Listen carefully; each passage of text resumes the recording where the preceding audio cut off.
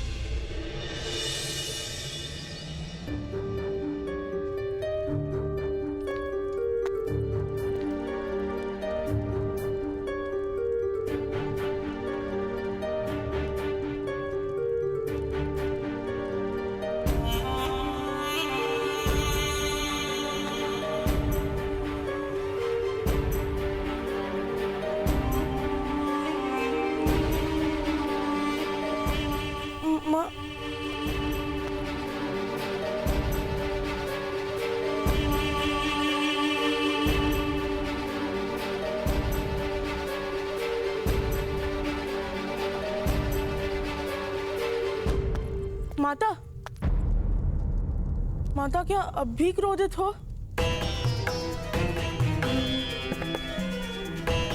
क्रोध? नहीं, मैं तुम पर क्रोधित होंगी तो तुम मुझे भवन के बाहर फेंक दोगे। बलवान हो तुम, और बलवान पर क्रोध नहीं करते भीम।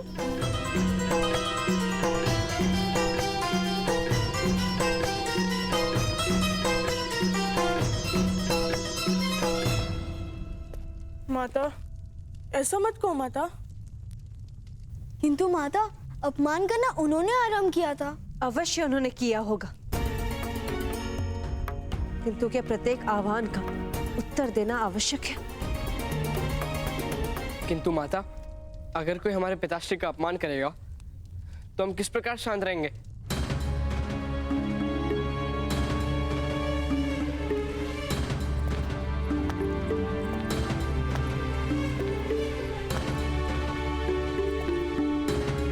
पुत्र, ये हस्तिनापुर नगर है, वन नहीं।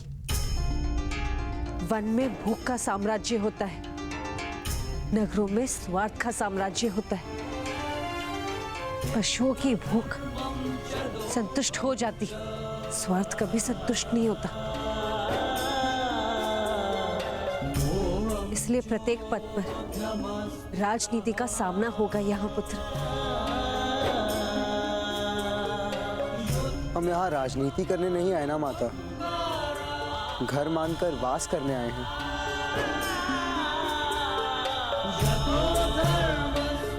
तुम उचित कह रहे हो, केवल प्रेम से ही घर में स्थान प्राप्त होता है।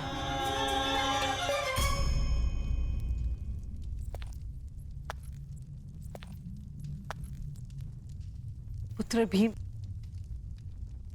मेरा क्रोध चिंता के कारण जन्मा है। यदि तुम में से किसी को कुछ भी हो गया तो मेरा जीवन व्यर्थ हो जाएगा, परलोक नर्क बन जाएगा।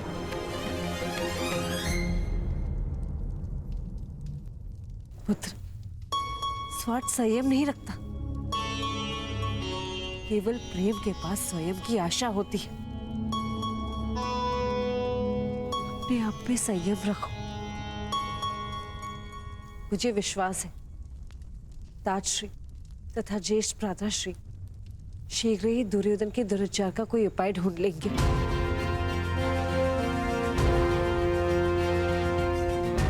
आज ब्रह्मांड कुटी जाने का आयोजन भी इसलिए किया होगा ताकि तुम 105 भाइयों में मित्रता हो जाए।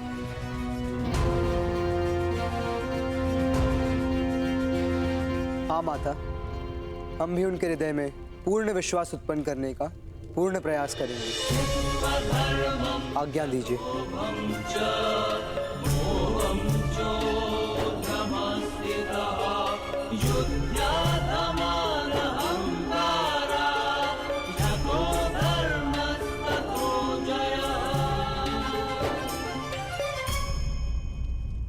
अवश्य कर्ण और वृषाली एक दूसरे से प्रेम करते हैं, सारा गांव जानता है। और करण महोदय जैसा जमाता पाकर मेरा कुल भी धन्य हो जाएगा, इसमें कोई संदेह नहीं।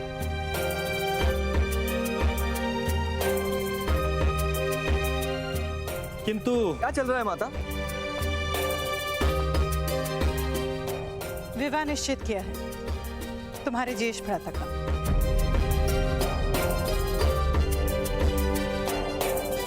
तुम्हारा विवाह निश्चित किया है कर्ण वृषाली के साथ।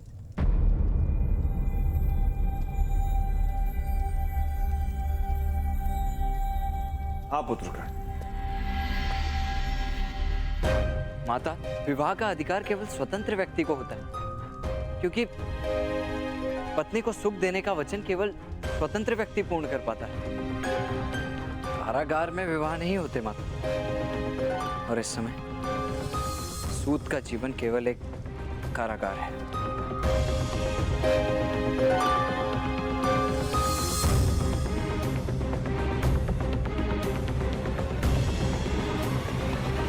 नहीं कर, एक पत्नी के लिए पति का साथ ही सबसे बड़ा सुख है। उससे अधिक एक पत्नी और क्या मांगती।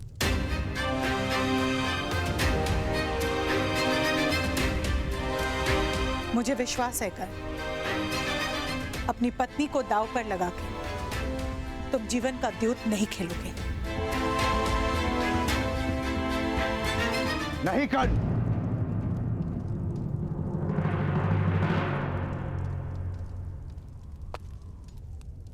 मना कर दो इस विवाह से।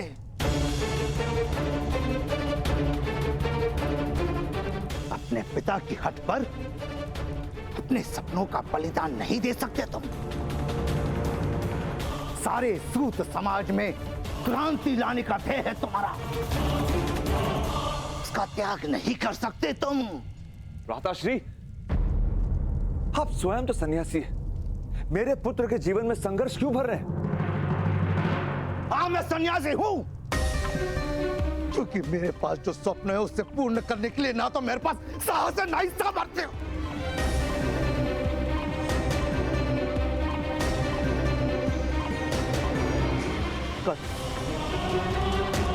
मत करो ये विवाह।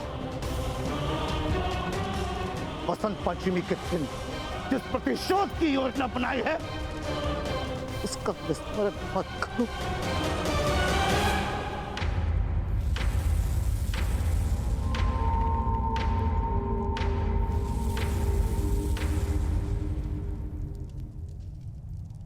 पुत्र कर्ण, बसंत पंचमी के दिन प्रातःकाल ही तुम्हारा विवाह होगा, ये हमारा निर्णय है।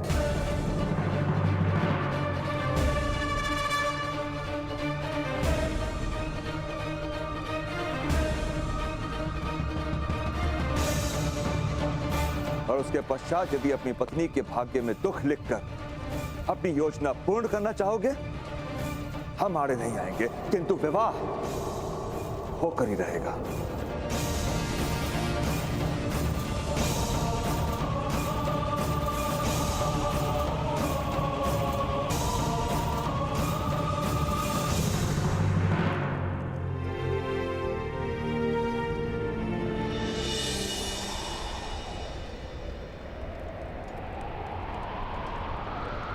पुत्रो,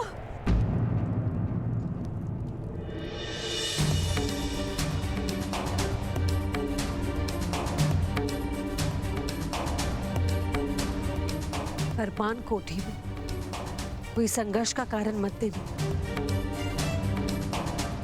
अपने भाइयों पर विश्वास रखना।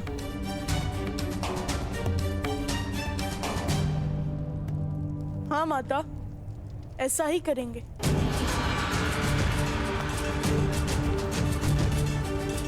किंतु तुम 5 निरंतर एक दूसरे के साथ रहना। तुम 5 पांडव एक दूसरे की सुरक्षा हो। जासवंती के फूल श्री गणेश की आकृति तब दिखती है जब 5 पंखुड़ियां सुरक्षित हो। एक क्षण के लिए भी एक दूसरे से अंतर मत रखना।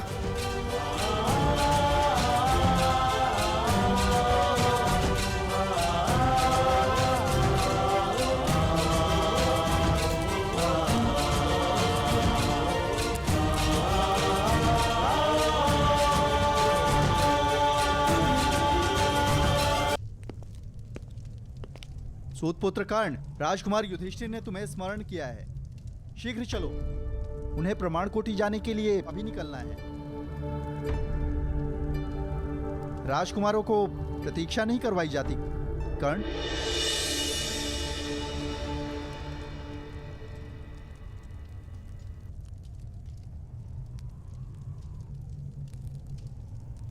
यदि मुझे और वृषाली को फूलों की माला के स्थान पर बेड़ियों से बांधने का निर्णय आप लोगों ने कर ही लिया है, तो मैं मान्य करता हूं।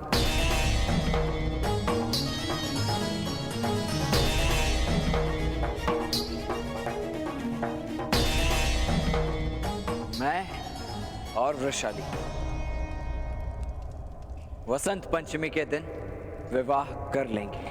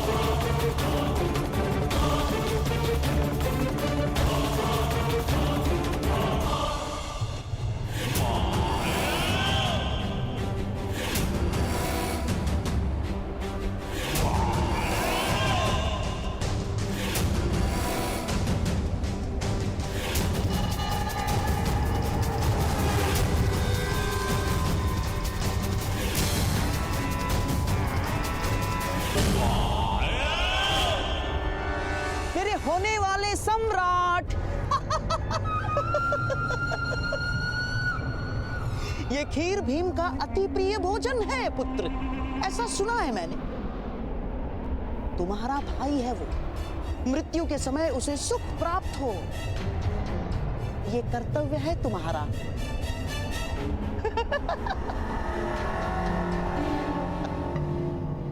विष की केवल एक बूंद पर्याप्त होगी पुत्र। अब बस उस भीम को इस खीर तक पहुंचाना होगा मामाश्री। इन भाइयों को अलग करना ही होगा, वो लोग यहाँ पहुंचते ही होंगे।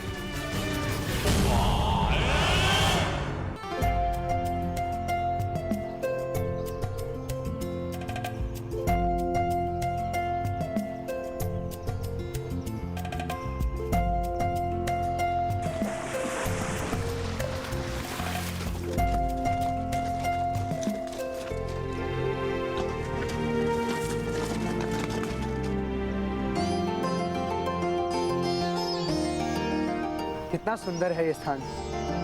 तभी तो राजकुमारों के लिए आरक्षित किया गया है। जाइए, खेलिए।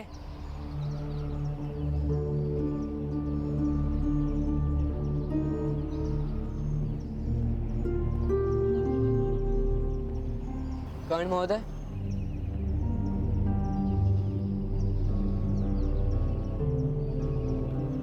आप चिंतित हैं या क्रोधित? चिंता और क्रोध के उपरांत भी भावनाएं होती हैं, जैसे हताशा और निराशा, किंतु वो आप नहीं जान पाएंगे राजकुमार।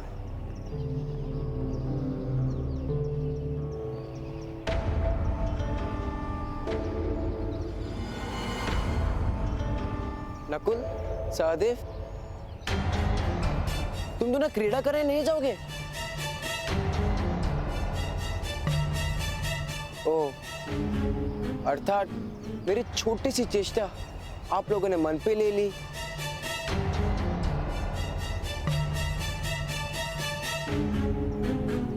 सहदेव, नकुल, मैं तुम्हारा ज्येष्ठ भ्राता हूं। यदि फिर भी चाहते हो तो मैं तुम सबसे क्षमा मांग सकता हूं।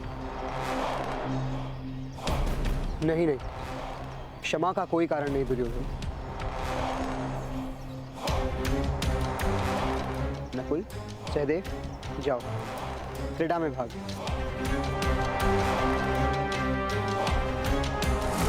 किंतु ज्येष्ठ, पिताश्री के शब्दों का स्मरण करो भी, क्षमा ही संबंधों का प्रथम आधार।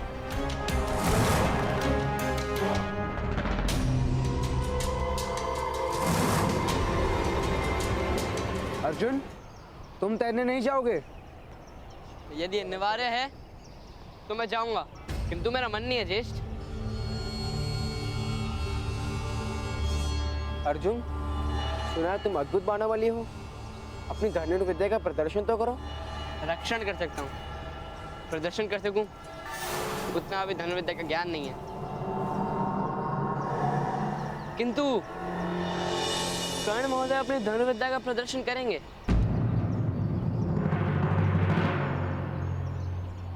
किंतु ये तो सूत पुत्र है।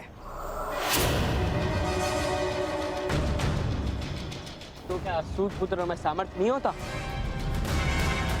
घोड़े भी बलवान होते हैं अर्जुन, किंतु रथ खींच सकते हैं, आखेट नहीं कर सकते। किंतु हम तो मनुष्य की बात कर रहे हैं ना भ्राताश्री।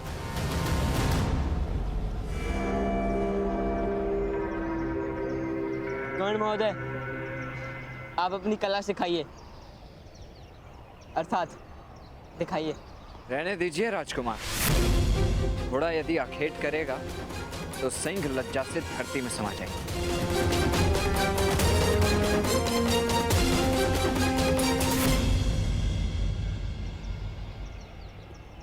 भ्राताश्री, अगर अनुमति हो तो मैं कर्ण महोदय के साथ इस विस्तार का अभ्यास करने जाऊं? जाओ अर्जुन।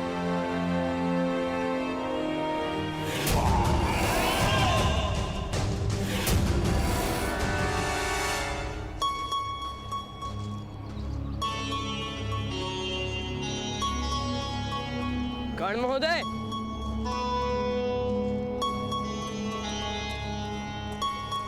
आपने अपने सामर्थ्य क्यों सिद्ध नहीं किया? सामर्थ्य के सामने सामर्थ्य सिद्ध किया जाता है, अधिकारियों के सामने अधिकार सिद्ध करना पड़ता है। किस बात का अधिकार? सामर्थ्य का अधिकार। मेरे पास सामर्थ्य तो है किंतु अधिकार नहीं। यदि आप धनुष उठा लेंगे तो अधिकार भी आ जाएगा।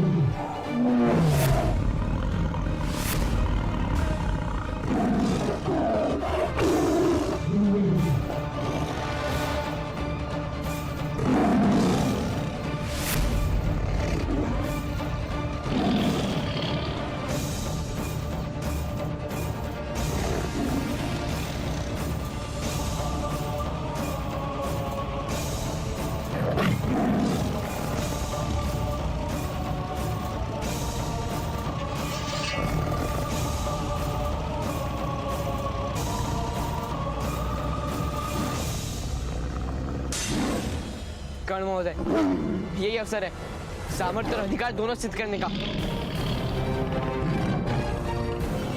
रक्षा करनी है तो आपको धनुर्विद्या का प्रदर्शन तो करना ही होगा ना?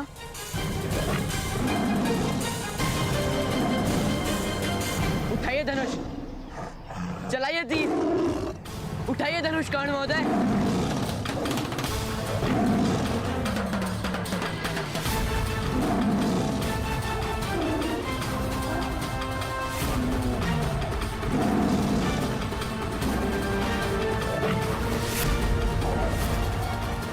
चलाइए तीर, उठाइए धनुष,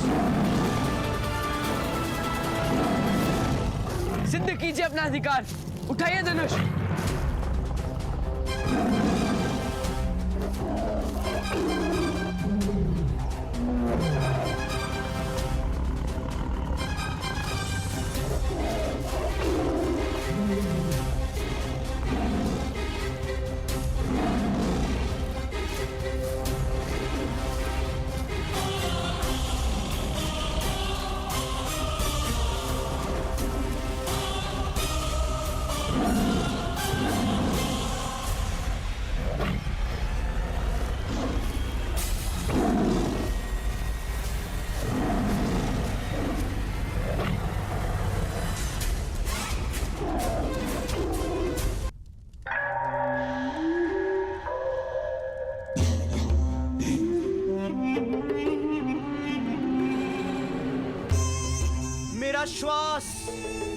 मेरा ध्यान, मेरी आस, मेरा अभ्यास हो तुम दुर्योधन।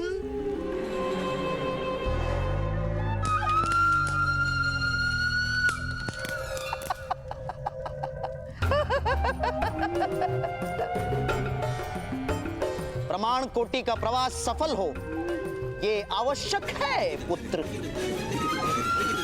अवश्य होगा मामाश्री, अवश्य होगा। कल प्रमाण कोटि में सभी पांडवों का वध कर दूंगा मैं। कभी नहीं मेरे होने वाले सम्राट, कभी नहीं। कभी एक साथ प्रहार नहीं किया जाता और योजना प्रकट हो जाने का भय बढ़ जाता है। घोड़े की चारों खुरों पर एक साथ लोहे की नाल कभी नहीं ठोकी जाती पुत्र। सर्वप्रथम उन पांचों में से सबसे अधिक बलवान को मार दो।